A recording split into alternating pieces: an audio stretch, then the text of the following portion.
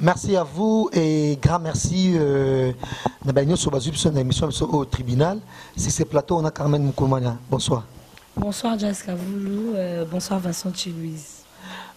Carmen, Nabandi, Batouba, comme elle est trop nengé, Mikolo, to JGT, et je vais avec Salaga, mais le autre zongé, actualité, Moko, et ma casse européenne, en dehors, avant de côté, na Katsamonia Stouloba, tout au long de l'émission.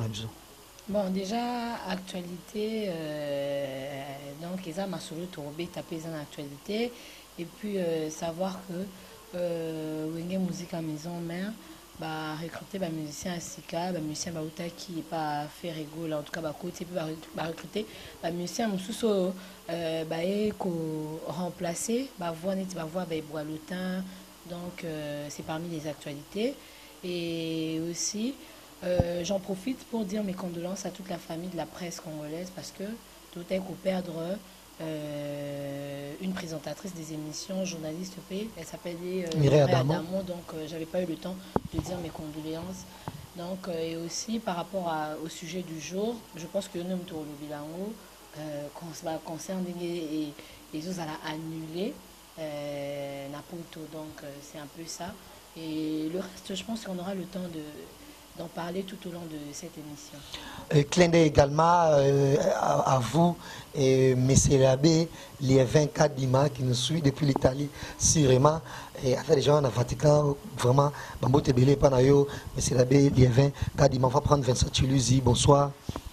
Bonsoir Jessica Voulou, je dis encore bonsoir à Carmen et à Internet sur votre télévision dans mon moment. Voilà, actualité Moïse, au Copés. Non, actualité, aussi Bimi toujours déjà, toujours c'est la double face. Il y a Capuchino les Bogards, et voilà quoi. Donc, actualité, et nous signalons en même temps qu'il y a Malaïka qui est déjà. Malaïka, oui, Malaïka qui est déjà sur ma plateforme internet, donc YouTube, tout ça. C'est-à-dire, moi, métissage à musique, moi, ça peut moi, Bepaka, rumba, moi, les musique d'ambition, mais tout variant, on se voit là, mais tous les jours, Dunda. À tout le monde, je me souviens aussi de donc, na félicité Capuchino et Boga parce qu'il a compris qu'il faut tout mélanger. Puis moi, style net, tout le monde a système Nigeria, Ivoirien, mais les bases qui nous ont bicho, BT qu'on va créer, couper décalé, changer sous couche, maraboutou, bichopé. Rumba on a on peut tout changer on peut former et puis si l'homme donc voilà on a félicité Capuchino et Boga. Je pense que après de la couleur il y a double face, donc là je dis que je félicite Capuchino et Boga parce qu'il a compris que rumba faut méga peu qu'on change mon style comme les cas toujours déplorés, les cas des Ferrico là ou à célébrer l'album. Qu'est-ce que j'avais dit, c'est-à-dire au lieu de bandé sili monsieur bandé sili monsieur quand ça va nous bandé la nzembo modo so nzembo liboso onimbi so surtout qui au katsara au kokuta 5e chanson au katsara on dirait égal même nzembo tozo beta. Pourquoi? Parce qu'il y a trop de monotonie dans l'album, trop de monotonie. Pourquoi? Parce que vous quand dans style kaka rumba babige c'est vrai ami benga les nani les potes ami benga comme moko boya ba rumba ceux qui les garants ceux qui les nani de la rumba congolaise c'est bien mais na rumba on peut tout le monde appelle moi diversité ils étaient que là qui na nzembo mobo lamuki okuti 6e chanson mais différence tout le monde était dans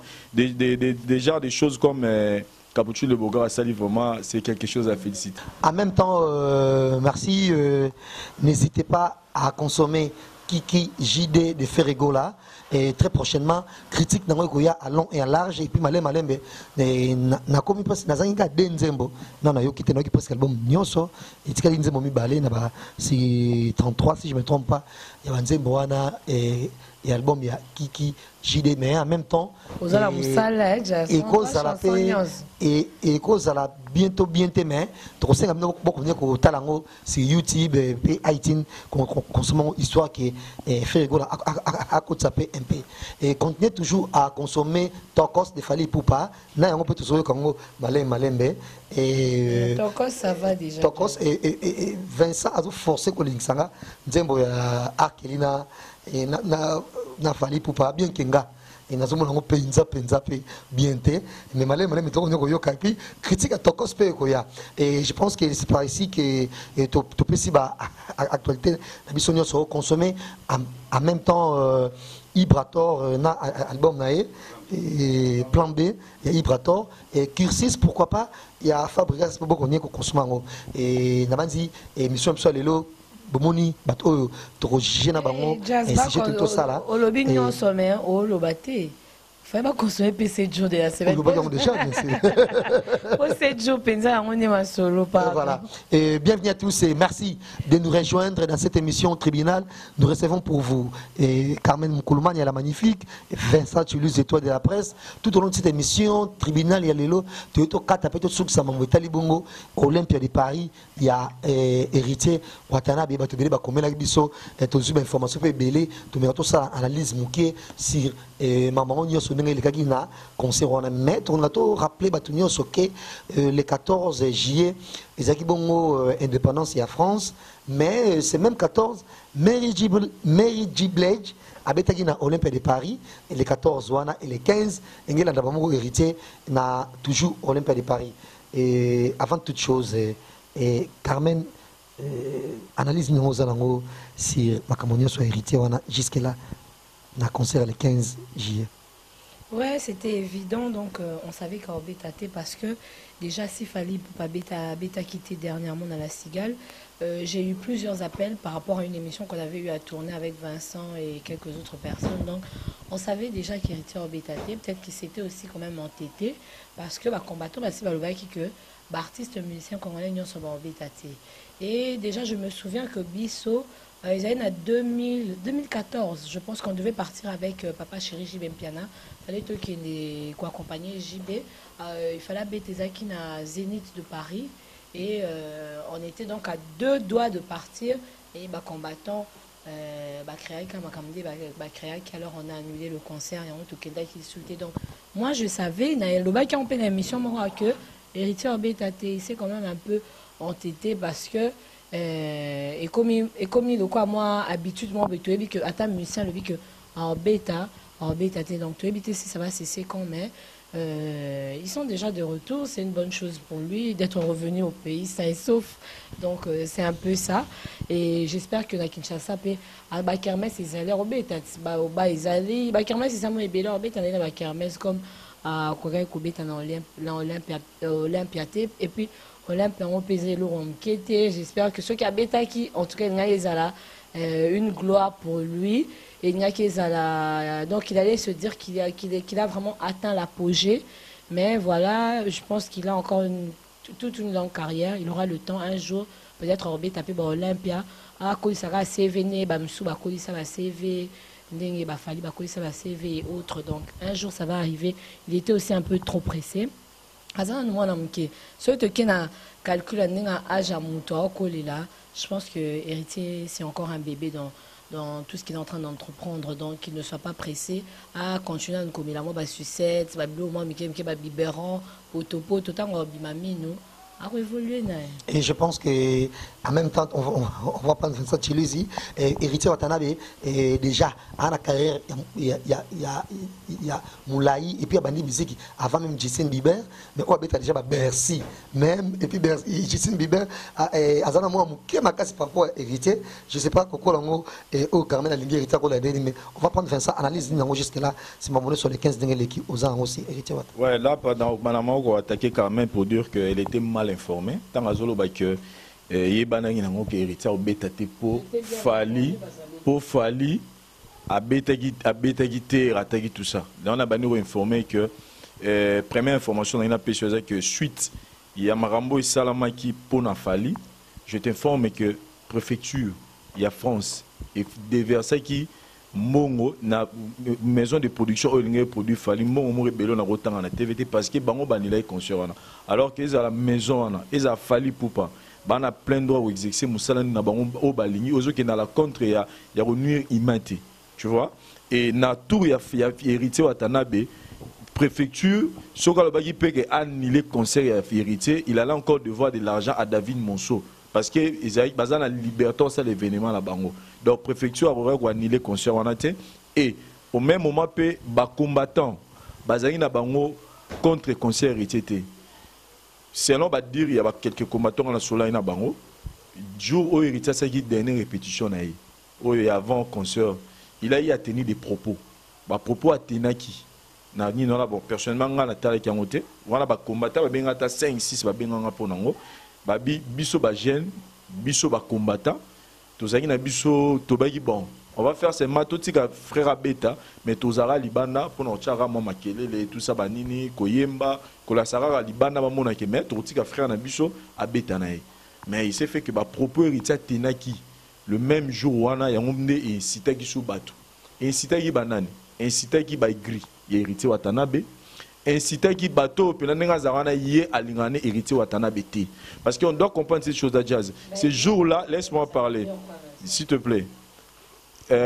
Il faut te comprendre le monde a jazz. Les mouvement bas combattant, idée bas combattant, ils sont louables, ils sont bien au saranaté. Mais on doit les connaître les lots que maman bas combattant, ils sont sous au bisou dans nos cansaté. Les lots commis, n'hérité à nos bétana. Mouto l'ingane hérité watana bété. Mouto a fan a fali. À mon avis que fali na bana au fond la concert na poto. Mouto a fan a Weranson. Allez là où on sonne fortement les héritiers jamais robeta concert à raison sa concert na poto muto azafa na papa chéri mo route papa chéri j'ai même piano route bunda ke simba gité ça dit bah on a tout muto azafa na Koffi Olomide à mon avis non le Koffi Olomide moi sous poto zaraté moi beta concert et ceux qui pecho abeti concert ils a touche bah on a tout bah ça ngana jour na liboso Olympia de Paris pour empêcher héritier watana ba beta et c'est là que moi j'ai compris sauter même na Facebook na communauté na publié qui que aimons-nous Congolais. Commençons par ça. C'est le jour là moi j'ai compris que biso ba Congolais, to lingana raté. Et puis, n'a évité s'il faut faire quel genre de travail pour Congolais le loi lingana. Jazz Congolais ne to vandi boyer, to lingana raté. Parce que jour on a senti pendant que batu ba bungi na bango combat musique. Ba ke na combat siko ya haine. Kenek mon allait hériter au concert et raté mon publication na Facebook. Tu sens vraiment que les gens sont errés parce que on a bango a échoué. Tu vois? Et naningina na le belo romoro wana na loba en général parce que na yo qui peut faire rigolo là à cibler date le 30 octobre. Donc là maintenant je m'adresse aux artistes musiciens. Bah arrêtez. Pour le moment, moi personnellement l'analyse dans la salle na onyos na yo na ba combattant na ba to balinga ba musicien te o bazana ba problème ba ngo musicien botaka ndeko na ya sundula mwana fille moko boya botana ba musicien ba sundulele bana ça dit ba to ba problème ba musicien wana lelo comme combat wana nous on pensait que ça qui combat ya politique mais on a compris comme ce combat ba to tout après ça musicien bon musicien boira été donc ba to wana tout basangani na minutes oyo bakomisko contre bakomisko combattre musique donc comme il olera bisolar comme botana na so sundula moi comme sentara ngai comme yo na lingala ngai yo te po yo na mona rozara orgueilleux za rotin to na mona pembe na to mutune se pesanga te batona ce que basangani pour combattre musique à Congo. Moi je demanderai aux musiciens maintenant d'arrêter d'abord de fixer des dates. Je sais pas qu'il y a conclure mais nazo pesa point de vue nanga to tika no marambo ba musicien bango mo nanu baba nanu ko sala no union parce que sans union ata nema mekomo kende parce que on a mis ceux qui fait rigole à cibler yeba qu'est-ce que bato balinga batawata ba obima contre concert à faire bato fali et comme on tour pour deux ça biso nyonso boet yo fana wera ye fana ya falinga fana faire ceux qui toza to boy concert ceux qui fala ceux qui nga fana faire nga beta concert ceux na bino boy carrément mukolo ya yo pe fala nga beta nga pe na boya et comme est-ce que ba mise va souffrir. Alors moi je proposerai aux musiciens de ne pas d'abord fixer des dates. Bango moronano ata ne ba lobaka ba guerre ba zanga ngwana ba ba succès éphémère. Et ça va falloir le bientôt 40 ans. Si ne ba suspendre musique na poto 5 ans na 45 ans. Donc non peut-être non peut exemple ba faire bango tout. Ça dit succès éphémère en attend. Tant au régner ba nenge ba de la forêt ba jibe ba régner qui les lots ba régner sous bon tes attend. Donc nenge ba succès na bango éphémère, moi je les conseillerais ba luka ba sauver ba carrière na bango. Na ko luka ba sangana na bango moko. Il a qui là jeune génération. Jeune génération dans na bani na ba tali ba fali. Ba faire ba oyo ba yebila. Ba ressortissant wenge voilà, ba ressortissant ba orchestre ba ressortissant ba orchestre minene. Ba luka ba sangana bazali loba moko. Bande on a besoin de combattre na poto ba bande on a biso Nga ce qu'on a ba combattant ya musique, te na ba combattant ya politique parce que tu as deux sortes de combattants, ba combattant musique na ba combattant politique. Ba luka bango, ba frère na biso. Parce que j'ai eu parlé avec d'autres combattants, c'est un biso to bise bango ba ya, ba fixe en onde pour quelque part ba combattant ba na raison. Biso to kata musique na poto. Si on a besoin de musique ezonga, bo luka biso ezalaki biso ba combattant yo neto kata musique siko to sani to zongi so mais ko zonga na encore ba mise ba sala et ba no inciter ka ba haine, ba no inciter ka ba problème et aussi mbaté démarche wana. Donc ba mise so ba kena makam ne ba nga ba kena wana et simbaté. Et là les dialogue ezat même na bolingo so dialogue ezat simbaraté. Bango mono ba sangana. Ba rosasko délégation ba luka pété za ba ba yebate. Ba sana dans le calme mais dans la discrétion. Ba luki ba combattant o pena ba biki ba zo peser na makambo wana.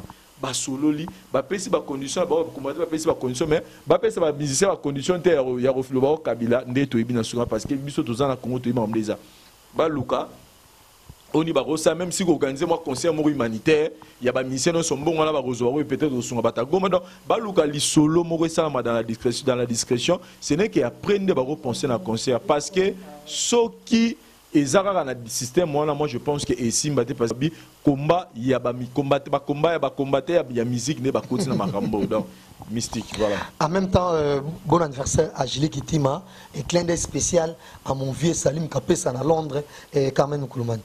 Voilà, c'est que je veux dire parce que Vincent dit que je t'ai mal informé. Je ne comprends pas par rapport à quoi tu dis que je suis mal informé. Parce que moi, je ne suis pas allée à l'encontre, bien parler de la préfecture et autres. J'ai juste dit qu'on savait que ce concert allait être annulé. Que ça soit d'une façon nerveuse, je ne sais pas. Que ça soit par rapport aux combattants ou par rapport à la préfecture et autres, par rapport à la mairie française, je ne sais pas. J'ai dit qu'on savait que ce concert n'allait pas avoir lieu. C'est ce que j'ai dit. Donc je pense que je suis bien informée. Et toi, tu n'as pas peut-être compris les propos que je suis en train de tenir ici quand j'ai commencé. Et quand je t'entends dire, Aigri a hérité. Pourquoi c'est au moment d'hériter que tu es en train de dire que Aigri Bazali? Mais maintenant, on pas fallu les appels à Batum Soupé, Soupé, Jibé, Bétaraté, musicien, Bétaraté.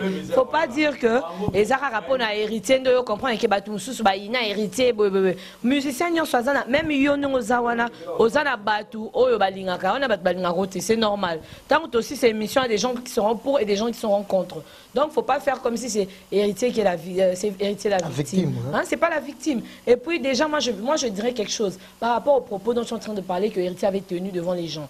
Ils doivent arrêter de se prendre des fois la tête. Si on te donne peut-être, disons, un petit terrain, comment je peux appeler ça?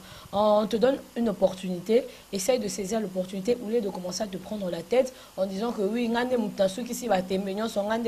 Titanic est son bras pour créer un Titanic. Alors qui même Dieu ne pourra pas encore détruire Titanic. Donc le Titanic il est un submersible, pardon. Donc c'est pour dire que on ne dit jamais, jamais. Parce qu'il y a toujours un truc qui peut toujours basculer, il y a toujours un truc qui peut se faire. Donc c'était dans ce sens-là que je suis en train de dire que Ekozala a annulé JB Koutou. Quand j'étais en train de dire JB Koutou, c'est une façon de dire que JB c'est un grand de la musique congolaise. Quand j'ai donné l'exemple de Fali, c'est pour dire qu'il y a Fali et où tu vas avoir lieu même pas 5 mois, même pas 4 mois. Hein, je pense que ça doit faire 3 mois presque. 2 mois et demi, quelque chose comme ça. Et comment les gens pourront accepter. Et ça Fana Fali, Zabafana Yamutu Mususu. Comment on dit. Et puis ne dis pas que combattant qui pour à 100%. On voyait dans les réseaux sociaux partout, les gens en train de publier, il y avait les combattants pour et les combattants qui étaient contre. Que soit qui pour parce que ça battu soit Kenya qui côté ça déjà lettre la préfecture nakala et les gens se sont manifestés et pour ton information billet plus à la dernière minute et ça combattant. Donc il dit qu'une affaire à plus de 200 combattants qui billet pour quitté que concert et Salima et il y avait des combattants qui pour. Donc je pense que l'idée que tu viens de donner tout à l'heure là, le jour qu'on était avec Franck Stema ici avec Jazz et toi, n'a pas ça qui peut aider que les gens il faut que ensemble, yo kana bango na bango musiciens, fanda comme ça luka délégué à mutu solo là, qu'est-ce qu'ils peuvent faire pour que musique congolaise et zone la robeta na poto. Mais combattant peut passer déjà réponse na bango. Si balobaki déjà. Donc on sait qu'est-ce qui est en train de se passer derrière Maramba Komba. Oui, on peut bien dire des choses ici. il y a des choses qui prennent en considération et des choses qui ne prennent pas en considération parce qu'ils se sont dit qu'il n'y aura pas de la musique tant que Makambo ezala boye pour na bango. Mais il faut savoir, les musiciens qui arrêtent de continuer à opérer, date et continuer au salaire. On a comme un monde en Oskoke, comme il se buzz, qui a occasion, qui gagne à Robert Aboe pour Azong et la moi succès, soit album Pessimbi dans le thé. Abiti quand tu arrêtes date, mon boy, tu crées actualité comme ça, mon enquêteur, dans un bêta d'ici là, pour album et simte, pour la monipe Mikolo, album et belé simbate. Et puis nous comprendre, et là, qu'on a déjà photo ça l'émission, tu y es, pour un musicien, comme à partir à 20, donc, dans 4 albums, 20 chansons. Papa, tant on a 20 chansons. Yo, mon anda, tout n'a pas tabac, tout bas sinon. Tout moi, sinon, se fait bas sinon. Ah, bah, mais là, t'as 5 chansons et banditi souka. Le truc là aussi, il faut que musicien va nous tala. Bon, ça va être 2 CD. Pour un on a obtenu ça. CD n'a pas moutuka, ou bien n'a pas nda, qu'on a CD mi balé, mi satou. Nande ni nango. Déjà, yo, moi, on a tout nos besoins.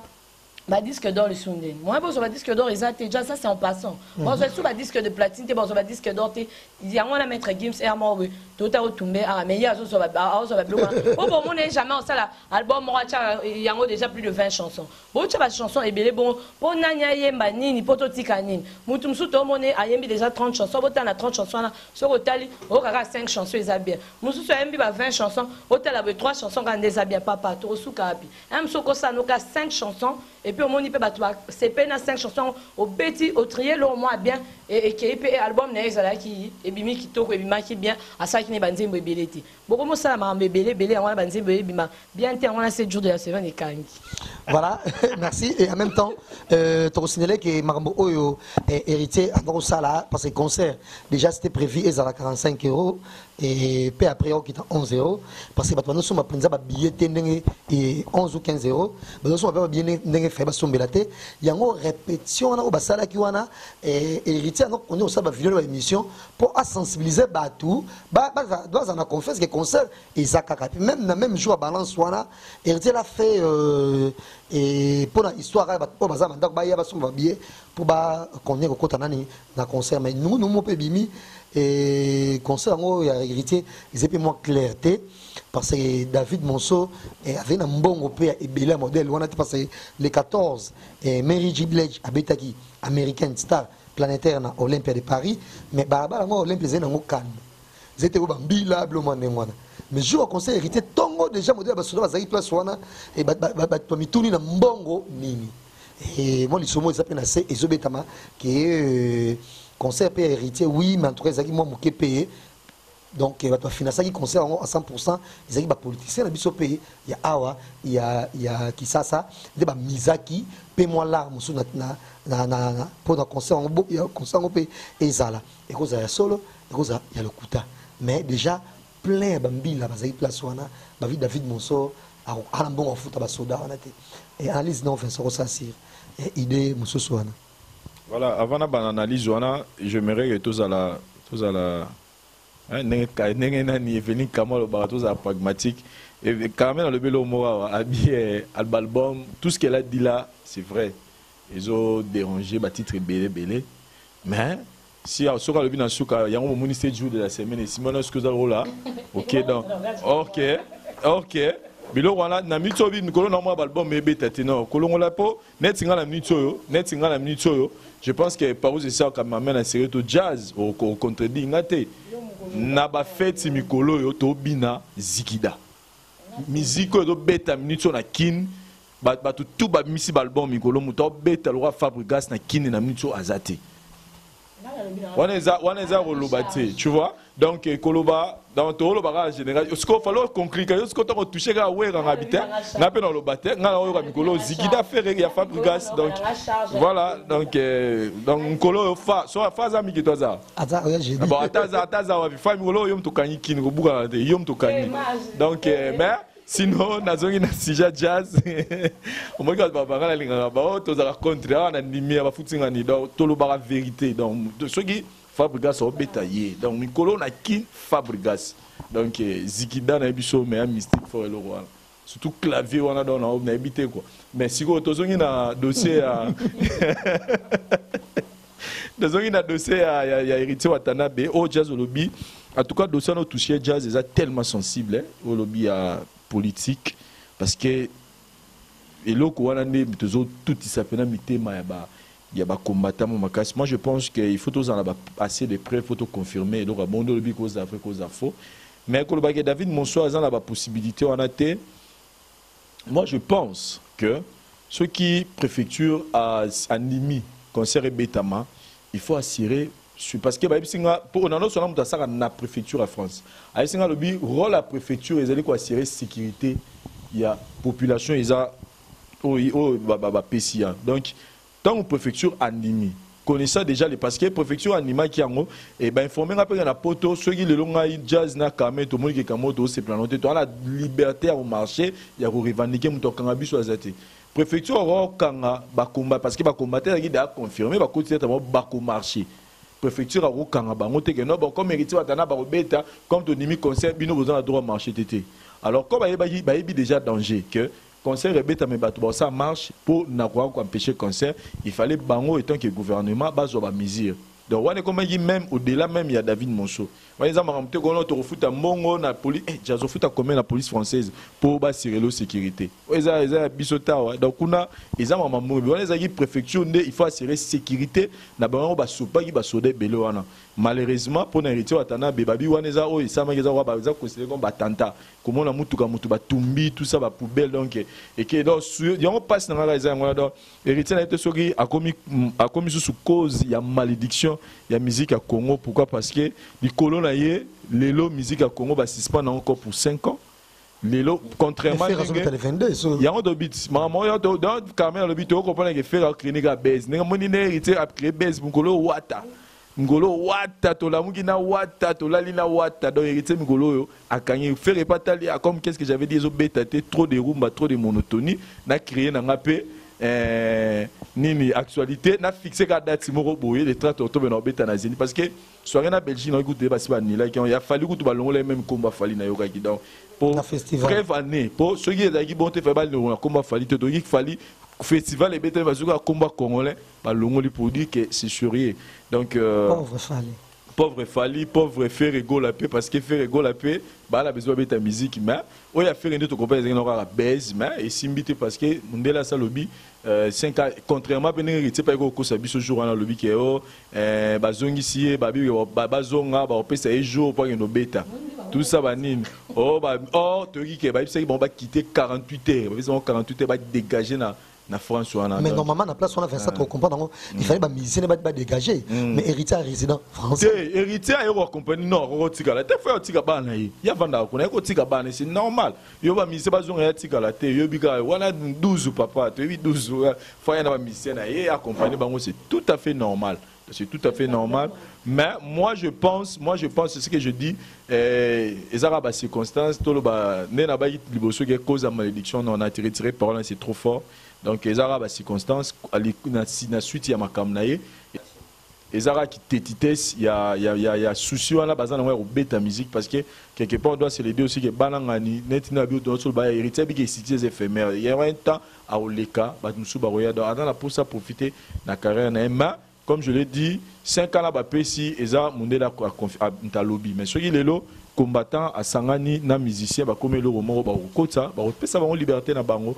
Donc même ça, on sous-souté, il y a des bassins, mais au état politique jazz en tout cas, ils ont si j'ai très sensible et tout, côté on peut n'importe parce que au pays se sous passe na kanda, na ba illusion, na muta ba combattant. Mais toujours, on va prendre quand même, on est là au Kubaxel Colo par rapport il y a Nebat Moussou Balobi qui ont parce que déjà héritier n'a pas tout avec il y a l'X tout et tout et puis et donc organisation ni sonné kendela qui en tout cas c'est pensana makasi na ya production na té parce que toujours dans l'Olympe on a vu Star America beta qui la veille mais déjà ils qui bongoté et il y a que seulement héritier beta et ça n'est victoire moko il y a pouvoir en place que voilà bon quand même héritier beti au monde est-ce que ko benga pe ko baxelo ko na quatre sonato et en tout cas rien conseils à politique. Oui, en fait, Nania Baxanolo par rapport à moi les histoires on a hôtel à luxe, on a nyoso, on a débat sur ça. po mutu akoli na mwa bamanière mo boye asatardaka na makambo wana te bamusicien na biso so bango babeta masolo ya bahotel ya luxe eza so fo ozonga nanu na bavie oyo babandaka avant bakóma na baorchestre avant bazala propulsé. Moi je pense que wana ezalaka faux débat eloko oyo fo plus tolobelaka musique na bango ezoévolue ndeni ezokende ndeni mais par rapport ezala politique ça peut être sûr que il y avait peut-être même robe wana maman balobela on pinzate et là quand on revenir par rapport à nous peut-être ba policier ba bazaki wana oyo nga na yoki plus eza photo oyo oyo banda que circuler dans les réseaux sociaux en disant que wana ndi ba mettre mort ba l'exception une affaire ba 10 ou 15 mètres ba téléma ba toma kasi hein makasi to rwanda to mona banzo to ba besa ko ba telemi na arrêté genre que ba onde ba rassurer sécurité o bazwa ki nombre mo boya ba tout ba rassurer wana pesa provocation babilo msous en tout cas il faut que ba musicien na biso ba que c'est pas important de faire ça et surtout quand tu partais pour une lutte ou bien un truc dont tu te disais que je veux commencer à marcher la tête haute hein, donc le droit j'aurais les yeux fixés droit devant. Donc, il ne faut pas faire des trucs insensés pour blesser et pour énerver encore les gens par rapport à tous les problèmes que Batoubaokyo Zalanao Namutu. Tu vois, Mahamwana peut hériter, payer mon passalaki, et sa propreté, et sa bienté. Donc, disons, cette histoire de main cachée derrière, je ne sais pas, l'histoire politique, là, je ne peux pas confirmer, naébité. Seulement, Bambolobi 48 heures, on les avait dit, qui va source monsieur Elobi que ma PC est 48 heures pour ballon à la mboka. Ngane na ebela ki penza l'homme sont confirmé neba ki ba mission ba kima. Donc ce ba kima était toi non mituna ba kimi tendeni sûrement de ba PC 48 heures comme la voisine ba frontière nyonso partout donc fait ka bazonga. Ne zawana il fallait ka bazonga parce que bazonga quitté ba comme la mon pays et comme wanted ba fichango penza di banda château rouge ce ba moni ba kangyo penza na makolo. C'est normal, il fallait bazonga. Pour ceux qui ont été l'individu Olivier Ngazonga. Mais déjà, Moutou Akimi a changé à Combo, généralement. Et là, mon il va changer. Et là, mon souvenir de Monica, tu as remarqué, normalement, héritier, bon, on a dit que Bamataki Nanzili, mais tout le monde a dit la Braza. On ne sait pas, Bamataki na Braza. Comment? En tout cas, j'ai vu des images. Il y a Braza fait na beach. Voilà, donc voilà, il me reste qu'on complique parce que comme ça, c'est ça qu'on fait ça, qui toujours, on dirait que ça c'est ce que Mamboitali c'est que héritier Yemoko pour un concert wana Mamboitali puis na combattant et bino ce que dans tout ça, journaliste, analyste. Juge, il y a tribunal. Bon, maintenant, il va combattre, ni va au parce que moi, je l'ai toujours dit, et pour l'héritier, on est au Moni, ça me panzane, plus Bakassi, et à l'équipe de la chaîne, moi, au Canada, partout dans le monde, le journal tout le monde, Balobé Liango, sauf dans RTNC, comme d'habitude. Et dans RTNC, là, qui ça donc. Le journal tout le monde, il y a encore Vincent sur Azulikam. Dans RTNC, RTNC attend immeuble Ziki na Kisasa et tala bangote balakisa ngote attend ko Ziki immeuble Ziki mais en tout cas ba chaîne belé on a vu des images et ba tindé biso ba capture même à la télévision canadienne ba tindé ngango et là j'ai sali Kelly Charleston parce qu'on a biso et ba image ba tous ba capture ba chaîne même à poto ba lobeli annulation et concert héritier donc et maté si sous héritier au moment bakati si banze mo sur na YouTube to na iTunes tout le monde compte mati donc pour me donner am toi curiosité toi on te ba boli mimuse mo beta c'est fa yo kanze mo na atala et rendre ça populaire comment les gamins ont ça ba combattant et toujours dans motali lit na bon. Franchement, bango baebi lutte na bango, baebi but nango, baebi objectif à atteindre et loko balingi. Maintenant là, au moment où nous sommes, je ne sais pas vraiment qu'est-ce que je peux dire aux combattants. Bazo continuer à lutter par rapport à makam au bango baebi, ou peut-être biso peto yebi, ou batumsu peut-être bazo ignorer. Je pense que seulement je dois leur dire de faire tout avec sagesse, d'essayer de se souvenir aussi que nous sommes frères, quand je parle de nous, donc dans la musique congolaise, il y a les autres musiciens aussi, Balini Beta, Bazana Soifaro Beta, et là on a annoncé à Bango, Kolukamwa, terrain d'entente. Moi jusque-là je suis pas du tout contre. Parce que yebi pour ani bazo bunda par rapport à makambo o ba bunda na lingin d'été et je vais tourner mon sous o ezo zoara na sens que beaucoup komisa ba musicien le quoi ba adversaire na bino hein base na ba adversaire c'est ceux qui ont lutter et continuer na pour la bien ba congolais nyonso. Je pense que ça peut être une bonne chose. Et puis bazala la partie prité que ezala ne non yo kama so msusu que balinga kikinga ndika ngane muto abeta ba msusu ba beta te ezala que bo sala ngo pona mutu nyonso ezala te que bo sala ngo pour quelques personnes bo linga musicien wana te bo ezala que bo sala ngo pour tout le monde dans sens wana. En tout cas là vraiment je donne ma langue au chat par rapport à maramba ba combattant bazo sala jazz ngai d'ici quelques jours msu non.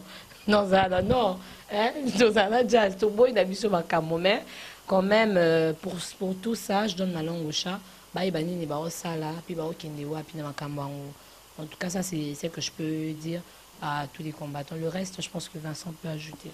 Voilà, et en même temps, tu as signalé que déjà, pour la c'était une réussite pour hériter Watanabe, et bien, Missé Bakinassou, vraiment, et France, contrairement à Nana Fali, il ne fallait pas bêta. Le conseil est annulé un jour avant, mais Missé Bazaï toujours. Donc, ça, donc, tu as conclu que le conseil a fallu, c'est tellement impossible, et bêta pour Missé, Bakina n'a pas raté. Mais hérité, le conseil a annulé 1 heure de temps avant. Donc, le concert, il y a des Congolais, normalement, il y a 19h, 23h. 4 heures du temps, dans le concert. Premier jour, héritier a répété 10 €. Ça les a dit plein. Deuxième jour, même, les musiciens, ils quand même sous France. Ils ont dit que chaque fois, j'en ai été, les Arabes, qui ont dit Motona Tembe, qui ont réussi Paris, et en même temps, ils ont reproché qui est trop. Moi, je pense que, avant juste quoi, cirer le concert, ils allaient passer bien noté comme ça. Et nanenga mbango te ndenge sengeli et tokozwa Vincent après sa analyse nae après sa analyse nae si ba commentaire bon dans zonga na pena lo ba moi likambo mukesi ba commentaire et puis toi bandeni to si sa émission c'est parti Vincent. Ouais, Jessica vous merci pour la parole. Donc là avant na kotaka ba combattant moi aussi je tiens à féliciter Witi Watanabe ngai ki motona tembene na zo na ndenge ba bazwa ngote gaza rugete qui t'emmène à Zoré, que c'est un gars que quand je le vois, c'est quelqu'un qui a la nature déterminatif. Donc, sur la il faut ça. Donc, tout le monde a la confiance en soi. Donc, tout le monde a la confiance en soi. Ami Yebi, Oyo, Azo valoir ou Azo peser, c'est la raison pour laquelle Aloba Moutona Tembe, c'est pas l'orgueil. Donc, voilà, Azo peser, c'est le même message que Ndenge Bichoto. Donc, quand je regarde Héritier, c'est quelqu'un qui est à bateau déterminé. Soit il faut ça, comment faire ça. Et puis, c'est quelqu'un qui a la confiance en soi. Ami Yebi, qu'est-ce qu'il faut. Donc, il a la confiance, Yebi, la capacité de Mbappé, c'est Warosa Makamne. Donc, c'est pour la raison pour laquelle il a monté na TV. Donc, on a dit Kamone Osama et Salama. Donc, c'est comme ça. C'est une forme à croyance. C'est une forme à croyance. Non, moi, je dirais Salami. Moi, je dirais que le voyage Héritier Watanabe, c'est réussi à 80%. Parce que l'héritier va salina nous d'abord. L'héritier donc c'est qui musala qui dansait ce valet. Tu vois? L'héritier là donc si musala ya qui dansait ce valet. Parce que les autres va danser va comment donc qui va bolimbisanga va lock et orchestre. Donc tout le monde va zara wana kalora va tout le monde va bomba ya wana bina bakenda. Tu vois? Mais les héritier à cause héritier ba fille belé ba momo musala au persévérance na roki pipoto. Parce que moi en tout cas je pensais pas que dans ces arroquets pour tout. Donc j'applaudis Héritier Watanabe, voyage n'est pas réussi à 80% parce que annulation concert 1 heure du temps avant événement. Donc ce Tumbaka Rwanda mérite bêta qui donc moi personnellement je dis qu'Héritier aux Bali, je te félicite ma pour Nabino son a eu héritier du sous naba mission sur Vatikali, je dirais une chose dialogue, il y a on des bases mais dans ba combattant, je dirais c'est une chose que do banana ko sala bolingo na lo bana vrai combattant ba combattant musique te ba combattant musique te ba combattant musique eza banane eza moi o musicien center sundule le mwana eza ndeko na biso mobali oyo ba botola moi c'est pas musicien voilà ba combattant musique ezali muto apesa musicien mbonga boira ya musicien la boira été eza ndeko moko ndoka bla musicien mbongo ebele a se retrouver vers la fin que musicien na tonga ba ndako na Kinshasa yaza na ndako te vous comprenez Et ça moto va botter moi c'est pas musicien. Et ça moto musicien c'est un moi na bangwana va combattre musique. Ba combattre politique et ça bato bazo revendiquer droit il y a peuple congolais. Donc on a des groupes sur quoi va combattre. Maintenant moi Vincent je m'adresse à va combattre politique parce que va combattre musique ça va combattre politique dans mes frères on est des frères congolais. J'ai appris aussi qu'il y a quelques musiciens qui vont contacter Bino pour un dialogue. Et j'ai même appris que Papa Mba, s'il n'était pas mort, il était déjà dans ces démarches-là. Bon, mon Papa Mba, c'est qui c'était dans cette idée que tout le monde nini biso même si toro sangana, tout son là va frère na biso va combattre politique. Oh, il va se bunda pena pour une vraie cause à Congo. Tout le monde va nini toro s'arranger pour que pendant que tous bunda pour na Congo, va faire peu moins espace, tout continuer musa na biso. Et il y a eu des combattants et il y a des combattants mini bazara. Balinga ta comment ba osolate. Il y a un 5 ans là bango bota la bi musala ba frère na bino et ils ont bablo mo ba succès carrière musique ils ont tellement éphémère bo peut sa chance na bandoro na bino ba o ba mission ba o luka bino dans la discrétion bo so attend osola ba bo peut ça ba condition bolingi. Je pense que bah oyo kabino parce que bah na pour ça bah ça musa na bango. Donc et puis quelque part te protéger mais bah bana tant on a épé la moto et ça va obligé que voisin faut ba genda ko épé la moto. Tant on zalia na na bino ça va important que voisin ba genzalia na na bino parce que moi je vais te dire jazz oyebi ba tenter tout ça en France. Ba tenter ça en Angleterre. Est-ce que mon ata photo moko ya mutu moko boyelung ne panzani lokole katani so mo mona wata. Bango ba laxati.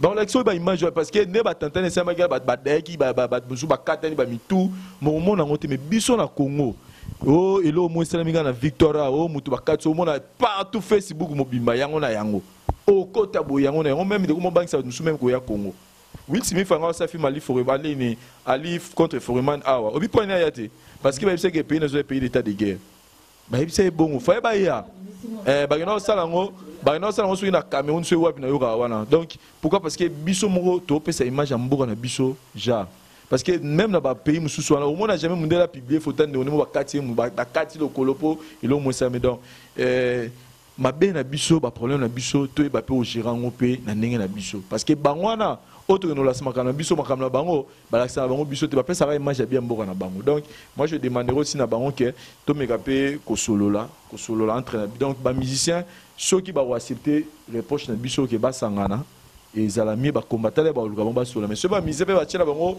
boy combattre na leur perdre té bango ne ba perdre parce que ba succès na bango est éphémère ba succès ba wera ba jibe ba sala ba sala le té bango pe o ba sala le ba musicien su ba roya ba oleka bango donc ba yeba que taina eza na intérêt na bango kofi wera jibe ata ba beti su ba pototé ba réussir ba carrière na bango parce que ba beti tous les salles miné noir. Donc il aura si capable JBZT et pas au Jiba Beta Olympe, à Beta Zénith, à Beta Bercy. Même la Wera, même la Kofi Olomide. Donc pour la Bango, ils ont déjà fait au Barossa en la vie. Donc parce que la Bango a Barota studio, bah d'abord Richard, bah d'abord bien déjà. Mais bah hérité, bah Fabricas, bah Fali, bah fait le wana tout bah non la pousse na nous, il y a retourne ça va CV na Bango, bah Beta. Donc c'est quand tu es bas solo mais bah pour la combattant en tout cas, tu sais ni gars que bopé ça Bango litoi, bah yo kata ba condition na bino. Bolo batake non, to pesa on va condition ba respecter té. Ou anto ni ma mère, boyo kata bango et ça la bien. Merci. Bon anniversaire en même temps la grande dame République Julie Kitima et félicitations et na moi na Oaboti bongo prince Ori Laël Ngambani et félicitations également à son papa président Donis Ngambani et Cheviri Mouzango merci et Carmen et là on va pas que ses alliés par rapport à maman. Oui par rapport à par rapport à Olympia. Kaka il y a eu courage dans les journalistes nyonso au banda ko rêver poto au fallait ba kende pe ba keite pour mimi ba kenda Afrique moi ceux qui kenda na poto to bio donc au voyager ba Afrique ata pembe na dubo communauté et ça la rende ba na courage pour na yebi ba komola ba onte ba misu na mona ba azo ganga ba kende bino boyemba ate ya buzala na orchestre batute ba danser za bato ba musicien bato ba qui était pour bino boki na kotondi sa avion bato boki kotondi sa kuna courage un jour bokende kaka donc na mona et moi passi pour na bande ko ba journaliste ba chaki likia makasi elika na moto kodinda elika na nzambe voilà donc ils avaient à moi liloba botiki apé baninga chance tande ba danseuse de ndenge nani version tu bazui moi valeur de ba voyager et bon bino ba journée c'est ba ndolukaka bo kende et bon so bo kendaki bino de bon bo beta so ba combattant ba autorisaki bozwa courage bo kende ba voyager belé ba boma Bangola, ba place c'est belé pour continuer le week-end. Donc j'ai dit que moi il faut qu'on ait qu'il ba journée c'est habitué à déco ba journée c'est pas si pour bazaki ko souffrir na poste week-end pour tout malgré ba comité un jour ba week-end. L'espoir fait vivre. Voilà, merci. En même temps, Toko Lobat Pona, toujours héritier Watanabe, c'était vraiment triomphe pour Nayo, parce qu'au récit, comme les musiciens, qui n'a pas de et d'un côté, combattant pour une première, triompher na koloba parce que to ngana loba mingi so combattant bazo sala bongo et suka ka tam sur na réseaux sociaux na ba émission moko mi balé mais même RTNC le belango jamais que combattant ba nile concert fali et puis ça ba commencer ba ngaki te beta et puis conseil beta mais c'est une grande première combattant congolais bo sala lit nabino et puis l'équipe na ba chaîne international presque ébélé et c'est une visibilité et par là et n'a pas gagner mais héritier va gagner pour même ba ministère na poto si ko pour le combat ngo ya bino et comme sous développer makasi mo klima mabalo lo bilango ko lekane lo bilango ba lobeli o héritier na bandi il faut boya ce mettre games à beta pour ce beti boy mettre games à beta wana ekoningi sasuko leka stratégie ça nango simple stratégie ça bo saka ne bo sala na o héritier kaka quand vous savez que vous savez que vous combien vous savez que vous savez so pas bien souci ça que créer nabino balarme nabino coller nabino il faut ça se médiatiser voilà donc triomphe nabino Isaac bon on a conseil héritier les 15 wana pour gagner héritier peut gagner côté na déjà même musicien c'est que tikali maître Gims bobanga te webitaka musique ya mindele asala ka bona boye boté ya beta musique ya mindele te na concert so tali bien no akaba leka kebele ko na kati bien ka beta musique bien donc tu as c'est tout le bango pour na bongo et puis na nenga ko leka ka peso suka na émission na biso oyo to ko profiter to beta liso mabanzi bomona ki Aruna ayambaki Noli Tambu et confrère journaliste et Noli a tenu des propos qui bien moi bien te pour ngana Vincent pour dire que biso to ko ba mettre Gims te bongo pour te dire rien sérieux pour biso to na pototé mais oh et puis biso to linga to bebisa musala oyo na kopesa ba information o eza vérité oh souvent biso na émission na biso to la mingi ke to émission biso to kenda pe makasi na mometali bongo ba rumeur et kozala et qu'est-ce qu'on dit en français rumeur et la rumeur mingi ça tentative na vérité donc il a prétention dans le bas na vérité rumeur et kozala ya solo te kozala pe ya lokuta tu peux savoir information metali ba rumeur na émission na biso mais tu as dit c'est to bakisake pour na ko ba mettre Gims et singil okendeka ka pototé pour ce qui bongo betobi mon liberté mais tu dis histoire à Molière, tu pour voir jamais na Molière, tu es William Shakespeare. Ce qui est bon, on peut mettre histoire à Martin Luther King. Pour tous nous on est cultivés et gentiment pour nous locater et qu'on discuter, tu bien qui nous lit gentiment et nous lit expliquer non regarde mon bon côté et je ne sais pas tout là il y a na ouvrir mon bozolo bana tant que tu me mets sur le bail bon boss kizenga voilà et puis on a tablé sur ça pour dire à Noli et déjà nous tenons des propos bongo na émission sala qui pour ba kibiso vous allez mettre Gims té vous allez jamais mettre Gims pété vous allez na janana vous appelez mettre Gims té vous allez na janana et puis ils appellent musala ya journaliste été ce qui montou après cette information mutu ma beyo côté la mutongo il y a peu musala journaliste j'espère et puis relation se zongi bien nous aura toujours na confrère na biso Noli si makambona ou le baki bongo nous arrivons pratiquement à la fin de cette émission et tous la suite très prochainement ba combattant kaka procédé bo salaki pona wata abetate je sais que bon ça on a mettre Gims na bandi boko tikala na bandi boko ningisa ba Paris match de nyos ba jouer tout dans les poteaux et ko lobelango pour ça ça comme moko quand de bolobeka bon yo pour ça congolais ta passeport congolais ou ta kuna bonaboa congolais okobetate akobetate pour ça bien à conseiller ba noir ka ba les kaka et belé ndema conseil a fallu ndema conseil nous arrivons pratiquement à la fin de cette émission Carmen un mot de la fin et puis ça n'a jamais de l'Oriana Bijou Moukolumani. Oui, bien sûr, Gloria Bijou Moukoumania. Donc, voilà. Bambo Tenabaron, parce que Yom Tobandi. Donc, un mot de la fin, juste que bon. Les concerts, et bien, à Kinshasa. Les musiciens, annulé les concerts, on a poto na Kinpe Bobeta. Kermès et Ali, donc Mikolo et Langa. Donc, Kermès et Zamo et Belé, Esplanade Pesa partout. Beaucoup continuent au Beta en attendant que les combattants, même si nous besoin de leur Beta. Exactement que na choli to na seki mais na lobika en passant parce qu'on ne va pas s'attarder sur des choses qui n'aboutissent à rien. C'est dans ce sens que nazo le Belango et je voudrais dire bravo. Bien sûr qu'à un moment donné na côté qui moi roni na Roseka je voudrais dire bravo à toutes ces personnes qui ont ici album et que album et lingi kolobate que album est simbi. Et ça n'engage que moi quand je dis que 7 jours de la semaine, ils ont un album où ils ont bêta la minute au macas. Ça n'engage que moi. Parce que Vincent peut-être le baraye, le baranaye par rapport à Yé, la jazz, on a bien 7 jours de la semaine, qui ont bien charge, qui tourne au macas. Bien sûr, Fabregas, Fabeta et Zigida, c'était bien, mais tant on 7 jours de la semaine payés, en tout cas, ça moi balayage, ça dit bien. Et disons que l'Orom sous tous les déplique. Depuis que Nabi comme album Monsieur Suté, mais album un musicien. Album. Voilà, mais il faut tu vas décembre si je ne me trompe pas. Voilà. Capuchino les beaux gars. Capuchino, bravo à toi, hein. Félicitations à mon aki Malaika, ça va. Christian Schengen aussi Abimi Saki, Bozamo et Belé, Bobimisi, hein, Bobimisi album. En tout cas, Malaika, LBG, Capuchino de Bougar, c'est bien. Christian Schengen aussi, c'est bien. Bon, continuer toujours dans ma lignée Wana. Roi Makoko, donc dédicace spéciale à toi depuis London.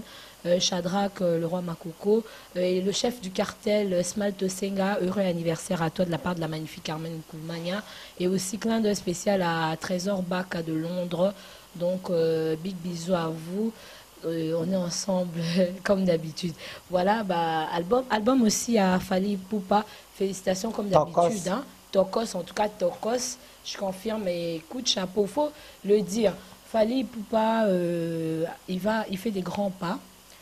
Fali Poupa, en fait, Mikolo, dans le coach, on a aligné, il y a Génération Naye. Bientôt dans le monde on rose number one parce qu'il y a déjà Azakutu déjà numéro 1 na génération na Vincent pardon tikanga na loba yo polingite na boy Vincent tikanga bombo ni Vincent nga bandarati bozila so après émission to discuter ma case. Donc, tu comprends, il fallait la mission numéro 1. Donc, numéro 1, il y a na lobby, na génération, na génération ouira. Non, totalement la musique. Ngai si connais mutu na zoloba, ngai na zoloba, na lobby, na génération. Fali atikala jamais que c'est la génération ya ouira. So avant génération. Non, la génération qui a la musique. Ngai si connais na zoloba bakamba propos ils sont engagés ngai. Just nous le bisama kam na yo, na mnona. Fali au top par rapport à faire, fali au top, c'est ça. Moi je me répète, au moni batunion sur la génération, il y a Fali.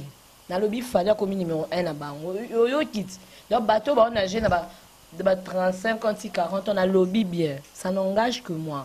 On a moni ngala nzela soka sepelité a bambanga li banga pe na lokota li banga pe na bambi. Dans le lobby Fali parce que déjà c'est qu'il est en train de faire. Kokutana arkeli boloba. Na o capable o arkeli asila yo papa na bino a comment un niveau ni po boloba pe les loki o arkeli asila. C'est une façon de dire qu'il faut arrêter de dire des bêtises. Et en même temps, on va ajouter que Tobaksaki et américain, de façon tout le monde l'a raté. Justin Bieber, Dengazana, sortait dans Lionel Richie, à Fuka Makaka.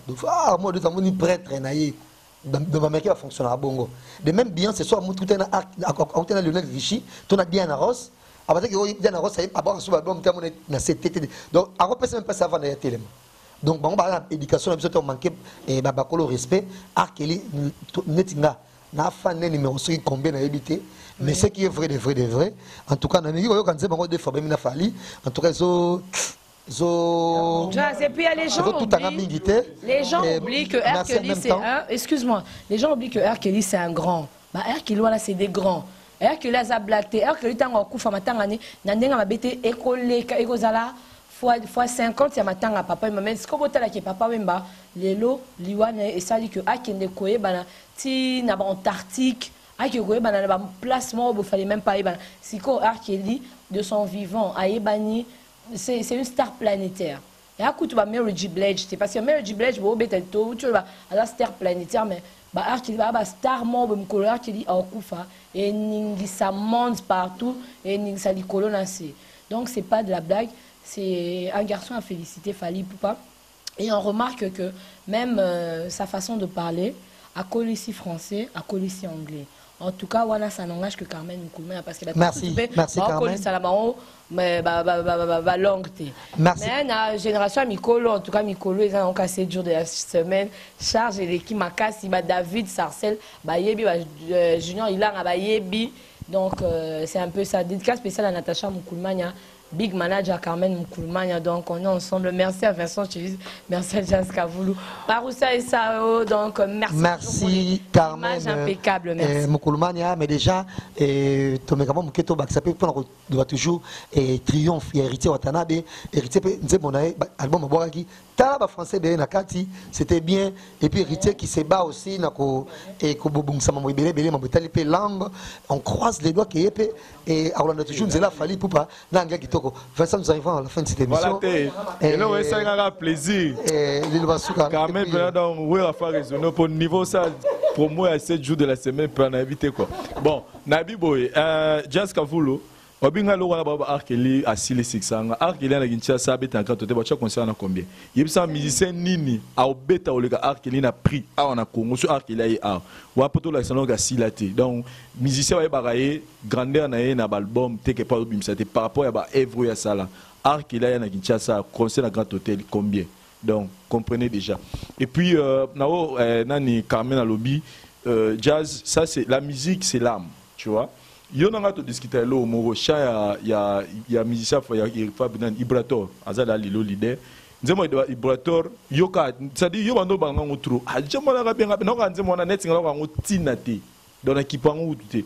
Mais aujourd'hui ka partout ko mutu nzemo na Ibrator mais ngati lelo jazz na otoko nsu dernièrement. Na cheba Ibrator ta boyi nga na album en tout cas merci Ibrator. Na gili banga merci penza.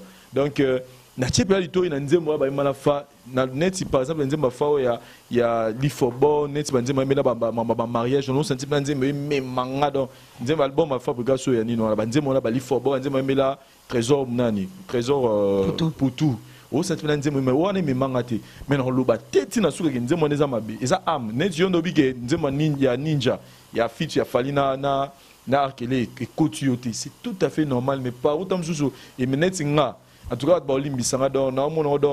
ils ont voté dans le donc tellement bien on a habité sur le rôle banin. Papa, ils ont fait des musiciens montés, je les déclare, mais ceux qui ont bien, notre ma fabrique, les gens qui ont bien, ils ont bête dans la kina, mais ils ont pas sur ta fabrique, Mikolo. Bon, total, c'est tout le bas. Merci. Mais, dans le barrage, donc voilà, donc. Total respect pour la Fally Ipupa. Moi je pense que Balo Banabango, mais moi je pense que les photos à la fière d'artiste parce que Azoba qui s'est belé dans la musique et puis je le confirme comme Carmen Azoba, elle est le number one, il y a Banderona et tout. Et puis moi je dirais que cette fois-ci Tembe Fukami, il y a bateau bachara Tembe na Fally parce que l'autre monde n'a bateau bano fin a fait vraiment publier Fally na ba page na bango pour comprendre que cette frère na bango là a mutu ba rosa en polémique mais mutu a ko vous allez paix sous inspiration ba o idée bon peu na orientation na ba idée que fallait que na ça va aller bo na si à moi bo na mannequin bo voilà ba titre à toko ça akena maneke bodon apena ya buina kenango na ndenge musubo donc et ça la bien na musique na biso d'autres ba mo ba comparer ba combattre sous Fally te faut ndimaye donc pour dire que tous à la fière d'artiste musicien sous comme Fally na to peut Fally le moment zelana le au top de top qui Kofi par exemple Jazz Kavoulou Kofi Olomide il y a autre nani Weranson Jiben puis na Kofi Olomide na to ba ozo on va Arkeli. Donc bango basi basali batana bango to comparer bango na wena Fally to beta maso siko wera yo to keno bandu la Kofi le so no beta concert banze moni ça succès baspirine babambino banze mwakala pour dire que banze mwana yango zo faire vivre etilelo donc wana eza ba kofi na ba jibe na ba kuwera baza ba légendaire ya musique na biso donc to comparer bango na bato lelo to beta masolo bato bazo pesa sko énergie pour kofi na wera na jibe basi ba pesa énergie na musique na bango mais bango lelo ba pesa no énergie ya sika bango ba sala lelo za wera bano sala ba 2000 na ba 1900 na ba voilà donc faut pas to comparer bango mais na lelo il est le number 1 par rapport à ba démarche zo kende donc voilà. Pour l'Italie, si j'ai un donc moi aussi je félicite Héritier Watanabe, courage mon frère, mais pour la Fali, Totero Solana et dernièrement, il y a le non, Bisso journaliste, tous en la pousse à naïe, à ça choix, il y a bon, il y a incompétent, il y a compétent, donc tout cela il est déjà dans les bons, donc Jazz Calamité donc Mama Bizoya. Toujours ça pour moi, donc il est là. Mais sinon, merci à Héritier Watanabe, je continue à le féliciter. Et puis, en tout cas, courage mon frère. Carrière nous allons mouliner Carmen à lobby. Donc, nous avons une année, moins d'une année, hein. Moins d'une année à carrière nayo. Donc, tu as encore tout ton temps. Réfléchis, trouve des stratégies. Vous en a poto. Bosangana na ba fali na ba ferré na ba fabrigas pour lukani borosala pour que ba concert raison na rosolola na ba combattant dans la discrétion muta fixé date souté oh to robete temps pour bo pesa sous ba combattant candidaté déjà c'est bon bosola dans les coulisses et puis au résultat borozwa ba combattant ba publier en fierté mais pour ça ba démarche concert raison merci na Etcheveri Muzango merci Etcheveri Muzango en tout cas là je pense à Julie Kitima Feza, la maman du prince Ngambani, Migola Omi maman donc et puis moi aux moi naie anniversaire naie et puis moi boti moi na donc à boti moi moro anniversaire naie donc ils ont vraiment très makasi. Je pense que Nzambe soit soumis tant oya na kina na bi ke inana moi na été sur les années ni donc président Donis Ngambani Mbambi je confirme président Donis et puis je vois fils et Fumunti mon frère Yakati.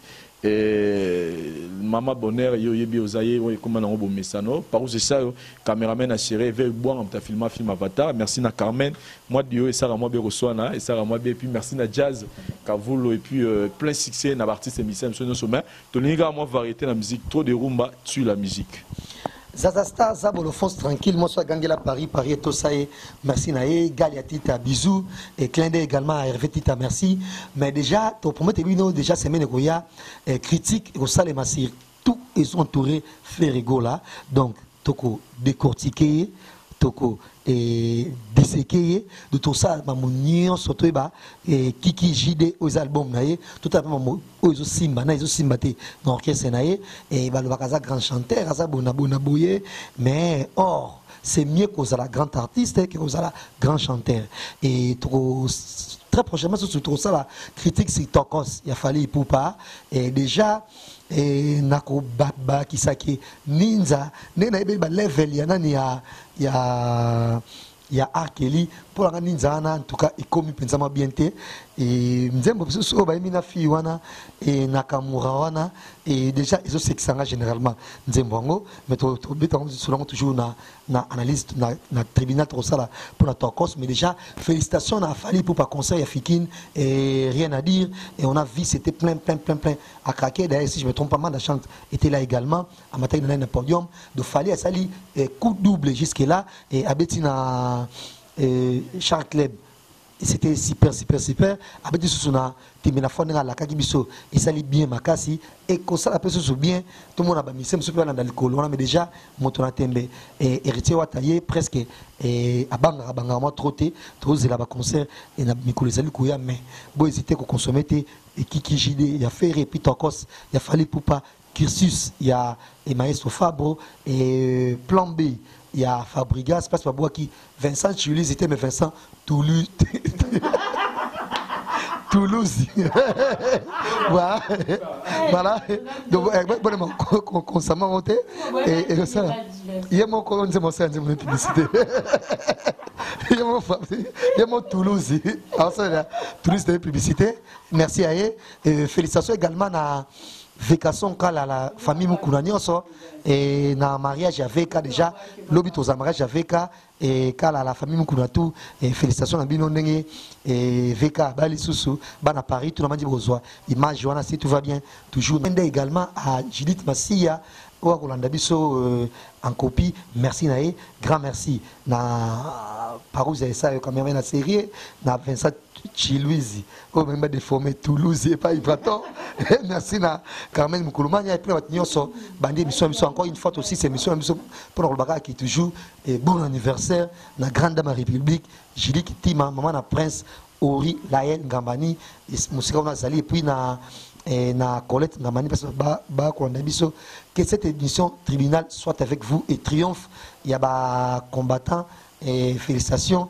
Mais ce que tu as soukana idéologie et ça a concert à mettre Gims et Betate posséder ça comme encore kakane vous savez na oya wata et que simba botumbaka badani botumbi kuna bozi mutu kama kalabri na mwa tumbi ngo concept et beta mateba kwa nileka ne ba nile pena nia because ça qui to ça tata ka ba bombe kakane vous savez na oya héritier vous savez on a mettre Gims banzi Paris match le belango ba les points ba journal tout yana ni apoto et le belango na banzi boki na bango ka bongo et pour ça nabino na lit nabino ezala ezwa et visibilité ezala médiatisée. Merci à vous encore une fois que cette émission tribunal soit avec vous. Au revoir.